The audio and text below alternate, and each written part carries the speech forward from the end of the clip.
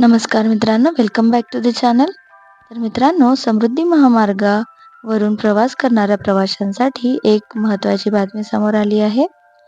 हिंदू हृदय सम्राट बाळासाहेब ठाकरे महाराष्ट्र समृद्धी महामार्गावर गॅन्ट्री बसवण्याच्या कामासाठी 8 मार्च ते 27 मार्च 2026 या कालावधीत काही टप्प्यांमध्ये वाहतूक तात्पुरती बंद किंवा वळवण्यात येणार आहे.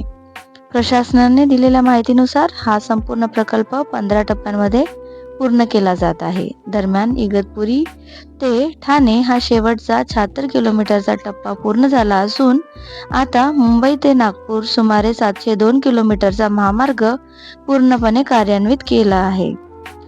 समृद्धी महामार्ग पूर्ण झाल्यानंतर मुंबई ते नागपूर हा प्रवास आता फक्त 8 ते 9 तासात करता येतो. सुरक्षिततेसाठी महामार्गावर गॅन्ट्री स्ट्रक्चर म्हणजे साइन बोर्ड आणि कॅमेरा सिस्टम बसवण्याचे काम सुरू आहे. म्हणून या कालावधीत प्रवास करण्यापूर्वी वाहतूक स्थितीची माहिती घेण्याचा सल्ला प्रशासनाने दिला आहे.